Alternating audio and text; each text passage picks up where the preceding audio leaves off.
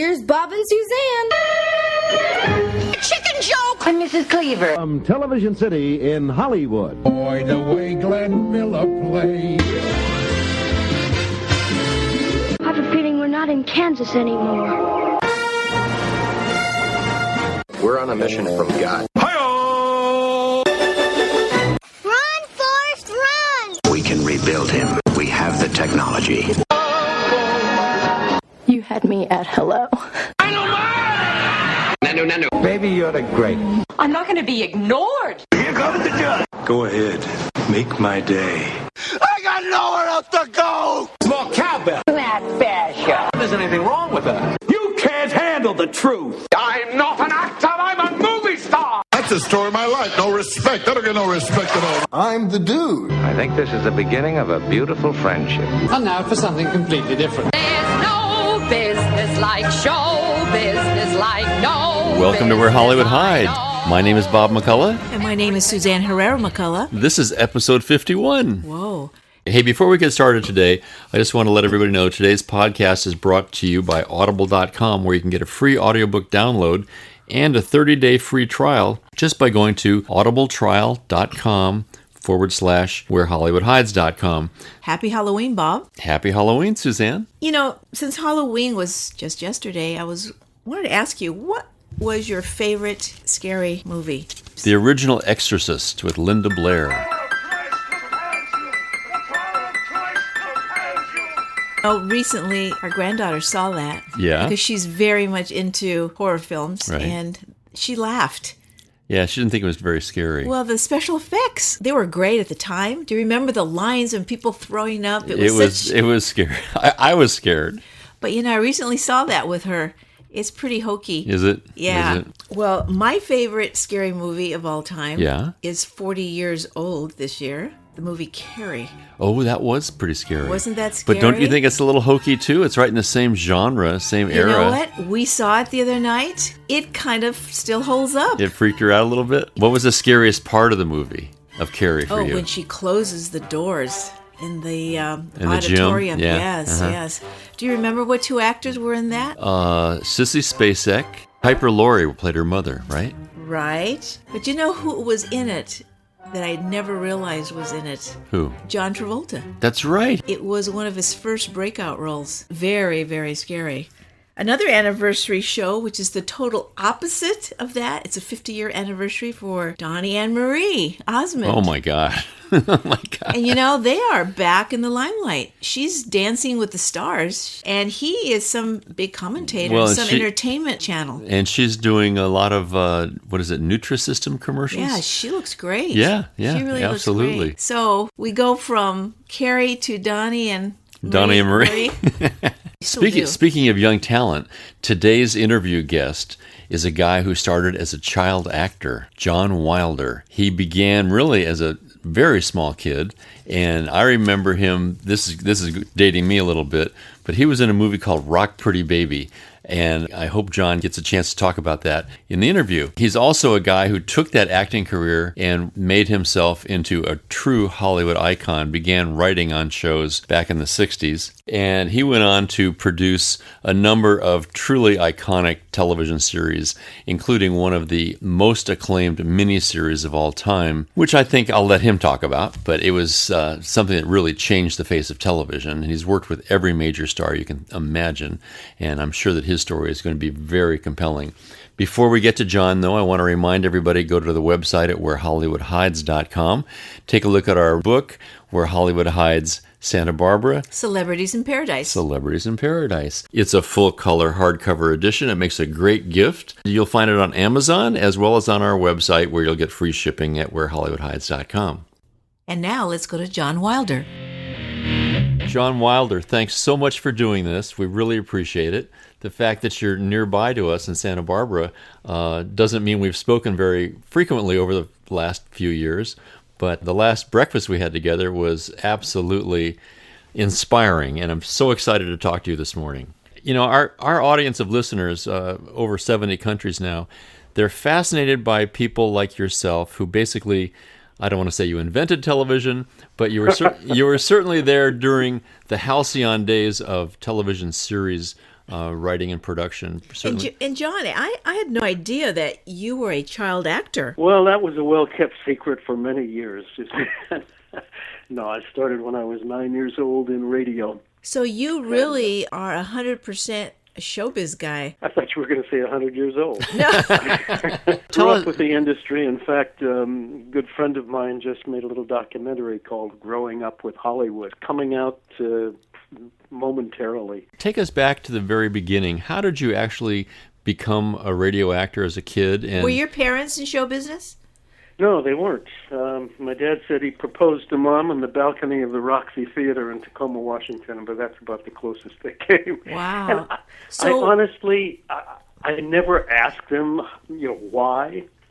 I do know that they took me, when they came down from Tacoma, Washington, they took me down to the Geller Theater in Hollywood. And I played a character called Bodo in Lillian Hellman's Watch on the Rhine, directed by Marlene Dietrich's daughter, Maria Riva. And she told my folks that since I could read so well, they should take me in for an audition for radio. They did. I had a general audition at CBS. And how old were you? I was 8 going on 9. A week after that, I had a job and I just worked continually. I had 5 running parts at one time. They tell me I did 3,000 broadcasts. That seems like a lot to me, but it was a lot. I know some of the shows I was doing were on, multiple evenings, but I had really a PhD coming to me while I was growing up. I worked with Jack Benning for 5 years. I just had tremendous exposure to good writing, good directing, wonderful, all the major stars. A lot of it just kicked in through osmosis, I think. And how about school? I was in public school all the time. I was able to leave and keep up with work. Of course, when you're working in film, you went to school 3 hours a day on the set. When I got to age 14, 15, I told my folks that I really didn't want to do the acting anymore, and I just went to school with my pals. Did you have any sense of feeling special as a kid? I mean, you are on television. No, really didn't. My folks were really grounded, and they kept me grounded. And really, my good friends were the kids in the neighborhood, and never felt special at all. No, I left acting completely, and I went to USC to play baseball. I had a scholarship down there to play baseball, and a casting director who knew my work as a teenager called me and asked me to do a day's work in the Benny Goodman story, and did that. Went back to school, and then I got a call 2 weeks later. Same casting director said that a producer on the lot was making a teenage rock and roll movie and wanted me to come be a part of that film, and I said, no, I don't want to do that. And they said, well, it's $500 a week, 5 weeks guaranteed. Whoa, that was a lot of money. In 1954, it was a lot of money. So I said, well, I can drop out. I can go back to school in the spring, and that'll be fine. But that little picture drew attention to those of us who were in it, and I found myself working for the next 5 years regularly. And you found yourself working with people who were genuine Hollywood stars. I mean, wasn't Sal Mineo in that movie? Oh, yeah, he was. Roger's got a rock, and Parker House got a roll. Gibraltar's got a rock, and a steamboat's got a roll. But the longer I live, it's plain to see. So by now you're moving into real adulthood, and you're getting cast in various things. So is acting suddenly a real career choice for you, or is it just all kind of happenstance? It is, and I studied with a great teacher named Jeff Corey. I studied with Richard Boone for a while. I thought that's what I would do, and then I realized that my acting career was going to be limited because it is about physicality. And I looked around at the stars working a lot at the time, and I thought, well, Glenn Ford is an everyday kind of looking guy. Maybe I could do his kind of roles, but I wasn't going to be Rock Hudson or Gary Cooper or whatever, so I thought, let's get behind the camera, and that's when I went back to UCLA. Well, that was pretty smart. I don't know, Suzanne, about smart. It hit me that it was going to be limited, and I remember looking at people like Jimmy Lydon and some of the older people who were kid actors before me, and looking at them still acting in their 40s and 50s, and I thought, I don't want to be doing that. I thought, well, if I can get behind the camera and help actors as a director, if I can write these characters, that's probably where I belong. So what inspired the writing? I mean, you had not been studying writing at SC or UCLA. Just an interest in stories and scripts and movies. Worked with an actor named Chuck Connors on a film called Hold Back the Night. And Chuck had just left his baseball career. I had left SC where I was playing baseball, and he was leaving his professional baseball. And we roomed together for 2 weeks and just really hit it off. And we talked about what we were going to be doing, and he was really interested in acting and was going to go after it whole hog. I was going to move away from it, and he knew I wanted to write. So when he got his series, The Rifleman, and he called and told me about it and said, I want you to come write one. Well, and that's a nice break. Oh, my gosh. Oh, it was terrific, but he was a big-hearted, generous man. He genuinely loved me. I certainly loved him. So he opened the door. A Rifleman.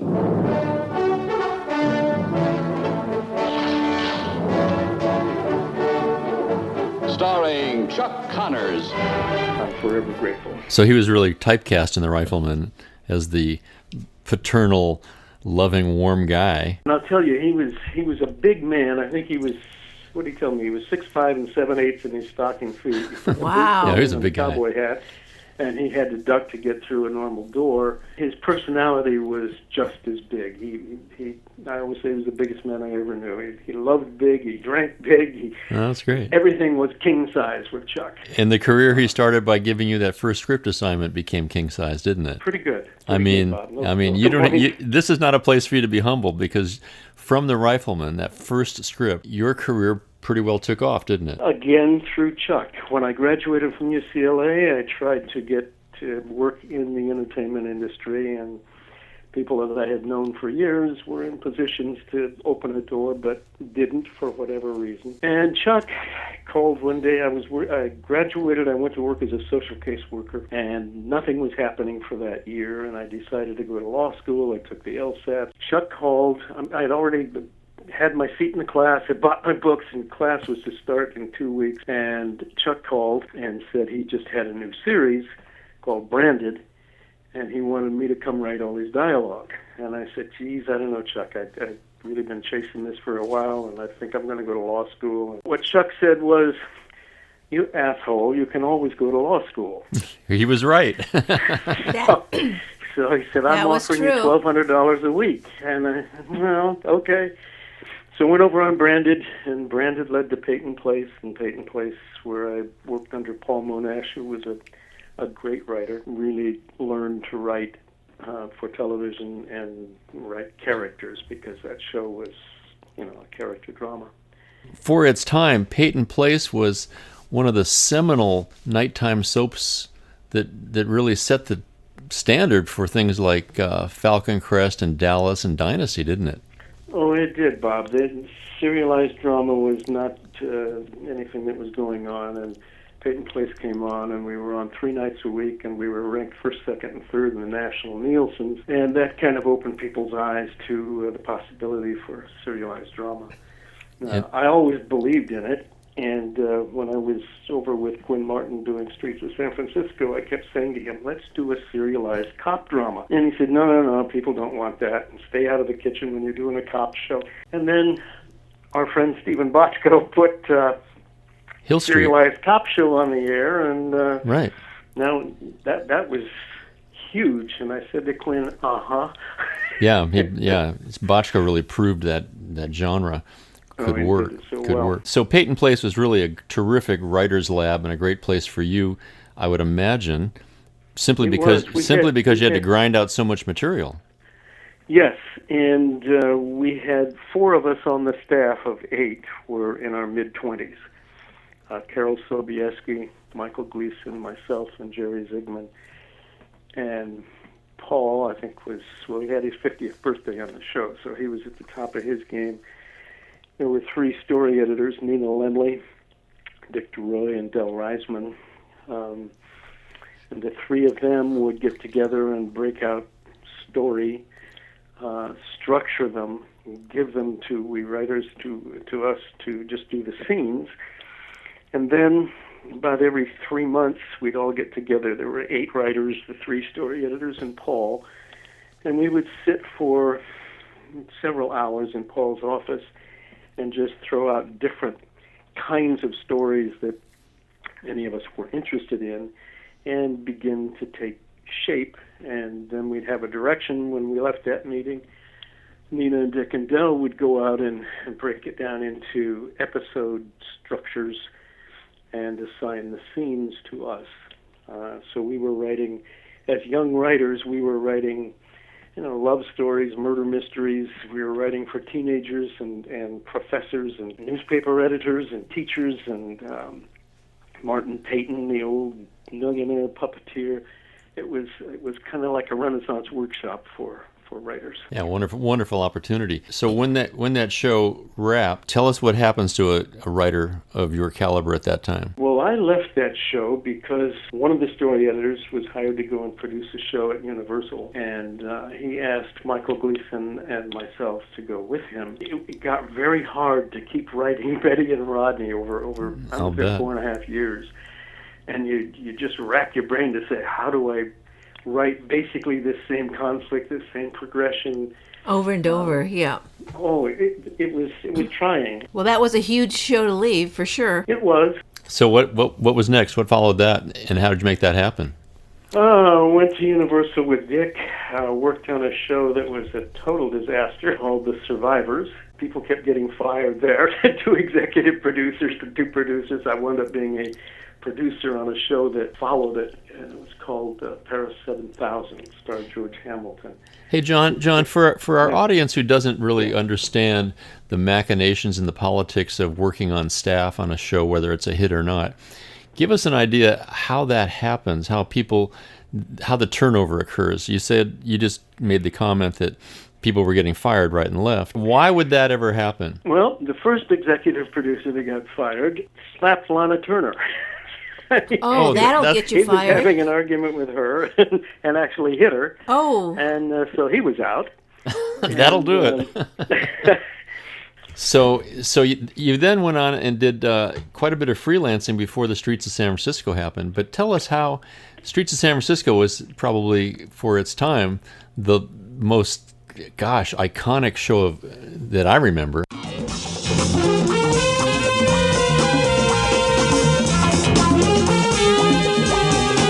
How did that all come about?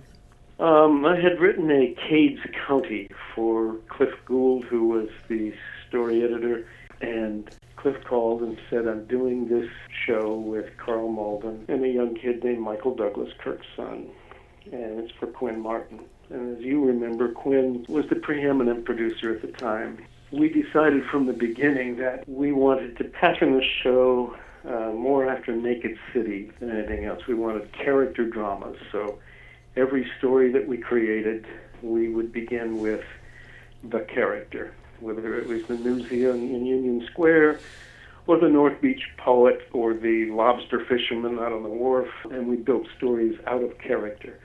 And I think that's what the audience really liked about the show. It certainly was what Carl loved about it, and Michael too. Carl was a great man, really, really a professional. He said, I just ask one thing of you, get me my scripts at least a week ahead of time, because I'm from the theater, I prepare thoroughly, and I really need to own the dialogue. I never gave him a script, Bob, any later than 12 to 15 days ahead of shooting. And that is remarkable in the world of television production. Yes. For our audience, the general trend is that the script is finished on the second day of shooting. If then. Which accounts for a lot of the quality that we see on television. Which then gets rewritten as the scenes are being shot. Yes. So that's a remarkable achievement to be able to deliver scripts in advance like that. But when you're working with somebody like Carl Malden, I'd imagine you'd stay up all night to make that happen. Any series I ever did, before we began shooting, I had 8 finished scripts that had been approved by the network and the studio and were ready to go. And that allows you, of course, to give your directors time to really prepare, and there's no rewriting on the set. Right, and it saves a ton of money in the end of the day. Absolutely. So So at that time, Michael Douglas was pretty young. What was he like to work with in terms of he was upcoming? I had seen him do one live television show and then saw a film, Adam at 6 a.m., I think it was called, and really thought he was terrific. His career really took off, and there is a vulnerable quality. Women love that about him. Yes. Which I think set him apart from his dad a little bit. Very much so. As I recall, early part of Michael Douglas's career, he pretty much eschewed the father-son patterning that most people would expect and really wanted to go off on his own, which I think is what led him to many of the major roles he's had and his producing role on Cuckoo's Nest. Michael brought me to Santa Barbara. He found the house that I moved to and everything, and we used to work out together. I remember working out with him once and saying, "Hey, man, you're starting to look pretty buff." And he said, "Yeah, try having Kirk Douglas for a father." Really? Exactly. Really? So Streets of San Francisco was a huge hit, and my guess is that your career pretty well took off, and certainly your profile rose quickly. It did. I was at Quinn's side for 5 years. After the first year, I didn't want to do the show again. I did. It worked out very well. After the second year, I said, "Gee, I don't know if I want to be doing homicide shows all the time." And he said, "Stay with me one more year, and that'll get me into syndication." And I stayed with him for that third year on the show, and then signed a deal with him to develop other projects for him. So I did leave him and go over to Universal to do Centennial, but I learned how to produce from Quinn. So you mentioned Centennial. How did that come about? Frank Price, who was the president of Universal, as you know, every year I'd get a call from Frank, and he'd say, "Let's have lunch," and he'd say, "What can I do to get you to come back to Universal?" And I said, "Frank, you did buy a book recently, and I wondered what you're doing with that." And he said, "What's that?"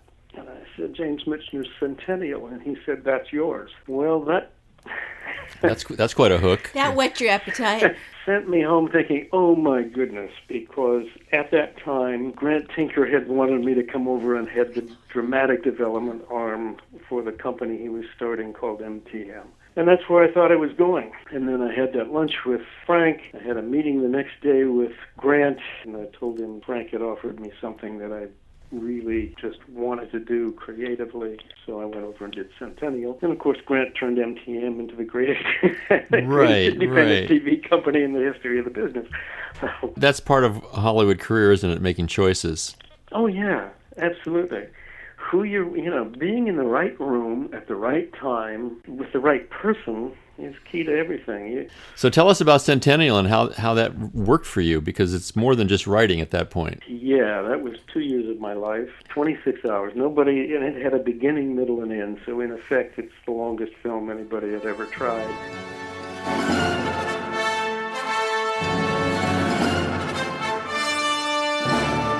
And what was the casting process on that? Because that was pretty well key. Bob, if you were to look at the book, my copy of the book of Centennial, as I read it, I was writing down actors' names. It's just I probably got 80 names written in that book, and many of them were the people I was able to get. One of the key characters, Bob Conrad, who plays Pasquinel in the beginning, was somebody I didn't want. To me, he was very American, and Pasquinel is French-Canadian. But Bob's agent was in the office all the time saying, "Bobby really wants to do this. He really wants to do it. You got to consider him." Frank was working on me because Bob was under contract at Universal. And it got down to the point where I looked at Bob and I thought, French, I don't know. And then I thought of Alain Delon, and I looked at pictures of Bob Conrad and Alain Delon side by side, and I said, oh my goodness, they could be twin brothers. I went out to see Bob. He had a block-long trailer out on location, and they put me in a half-a-block-long limousine and I drive out to him, and we just got the giggles because we said we'd known each other when we were looking for work as actors. We went inside and sat down. I said, "So, Bobby, you really want to play this part?" And he said, "I really do." I said, "Well, 3 things you have to do for me. First thing you have to do is give me an authentic French-Canadian accent." And he said, "Oh, but monsieur." I said, no, I'm not talking about Maurice Chevalier. I want authentic French-Canadian, which is a little different from the French. The next thing is there are 2 lines in the screenplay that I won't discuss changing, Bob. I need them, and I need you to deliver them with Total truth. Richard Chamberlain's going to be playing McKee. There's a line where you've got to look at him and say, "You're a better man than I am." Okay, so now here's the kicker. I said, I'm going to be casting Sally Kellerman as your wife. She's a good 8-10 inches taller than you. How are you with that? Oh. And he said, well, and I said, listen, it's the way that Michener wrote the character. It has to do with the bloodlines that developed the West, and I want that. And he said, okay. And I said, now there's a line you have to say to her at one point, which is, maybe I'm a coward. And I said, Bob, I know you to the marrow of your bone. Those words have never crossed your lips, and I won't have you on the set saying, I can't say that. What if I say something else? He called me a couple of names, and then we agreed that he would do it that way, and sure enough, he did. So you handled him with, obviously, quite a bit of grace to get him to do that. And do you think, because you were an actor for so many years prior, do you think that was helpful when you became a writer-producer dealing with actors? Absolutely. What an actor has to do, Suzanne, is hang their ego out in front of the world, and it's their face up there, and they don't want to be embarrassed. I love actors. I love what they do, what they have to do, and so you referenced something with respect to Centennial, which is the fact that it was exhausting and physically taxing and obviously emotionally draining. But talk a little bit about the life of a writer-producer on a hit show that does demand that kind of a thing, and how you balance things.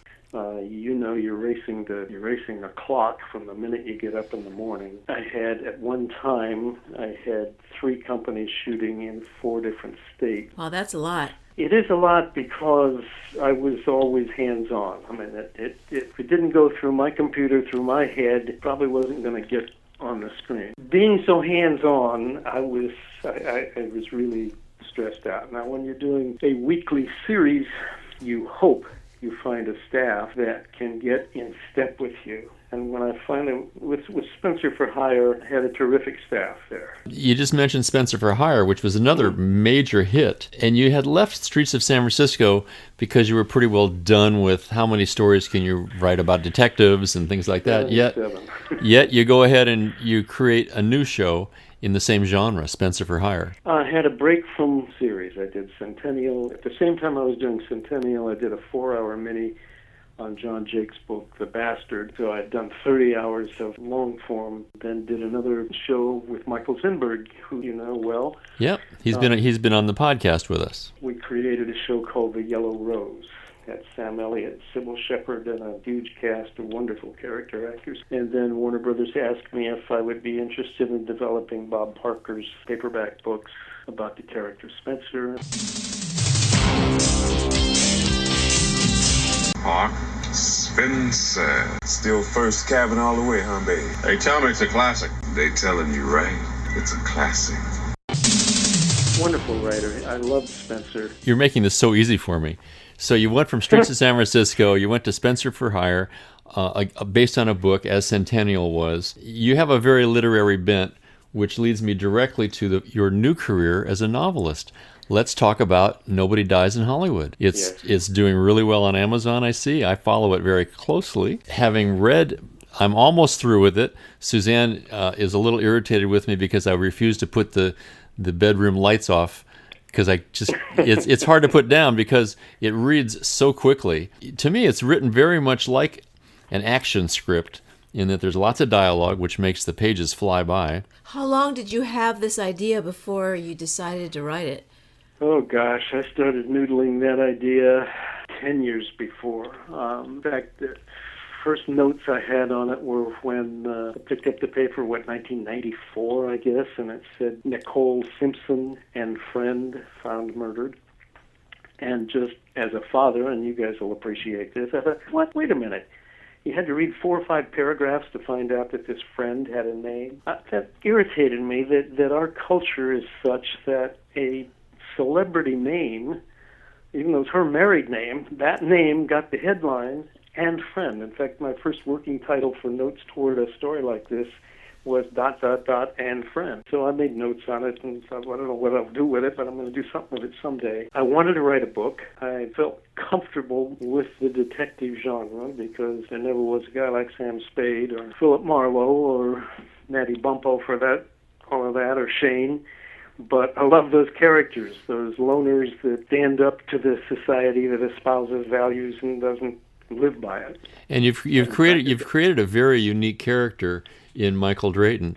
Tell us a little bit about him. I wanted him to represent contemporary America, which is multi-ethnic. When I looked at President Obama's face, he's a man with a black father, a white mother, presents as black. That's the face of America today. So I wanted the character to have one leg on each side of the racial divide that we have to talk about and we have to overcome. So I gave him a background of Anglo settlers in West Texas and African slaves on the plantations of Haiti. And I rooted his values in the cowboy culture, giving him an extension of the code of honor of the medieval knights. And of course, that's what Chandler was writing about. That's what Bob Parker was writing about, that code of honor. And I thought, what do I call this guy? Spencer was an homage to Raymond Chandler's Marlowe. In the 17th century, Christopher Marlowe, epic poet, and Spencer followed Marlowe. So I said, who followed Spencer? And it was Michael Drayton. And I said, okay, that's my little literary conceit. I will pay homage to my friend Bob Parker by naming my character Michael Drayton. Perfect. 17th century poets and 20th century detective characters, and gave them the face of 21st century. And you've got your character Michael Drayton, again with a foot in both camps. He lives in Santa Barbara, but he's working in Hollywood. It kind of sounds like John Wilder. Well, we write a lot of what we know, right? But right. The idea there is leaving a place of relative innocence for a corrupt, chaotic city. And the Knights always wrote into that kind of situation. Good detectives do the same thing. And I thought, that's perfect. You have done so much, John. What do you enjoy the most, if you can say, acting, writing, producing? Certainly at this stage of my life, I enjoy writing, and that's what I would. And people always say, "Gee, it's so lonely." No, it's not. Bob knows this. You got 10 or 12 characters running around in your mind. You're not lonely. You're busy, right? That's right. Right. So before we wrap up here, I just want to ask you a couple of literary questions, if I may. Your novel, Nobody Dies in Hollywood, is really very much kind of an insider's view of Hollywood. You really do reference, and the ambiance is, it really makes you feel like you know what's going on in Hollywood as the reader. But how did you decide to tell the story in the first person? That's one of the very seminal choices any novelist has to make, and I think you've chosen one that's pretty difficult. I understand. It's the first book I've tried, so I don't know, but I understand it's the most difficult, and that interested me. I wanted to see if I could stand up to the challenge. Well, you pulled it off very well, I must say, because you feel like you're really inside this guy's life. Well, thank you. That's important. Now, as we wrap up, a couple of, we'll call these lightning round questions, if you will. Barbara Walter questions. Right. If you could do any project over again, or repeat the experience of all the shows you've done, all the scripts you've done, all the acting you've done, gosh, it goes on, doesn't it? Which one, you can only have one, would you want to repeat? I would want to repeat Centennial over and over and over, not to try to do it better.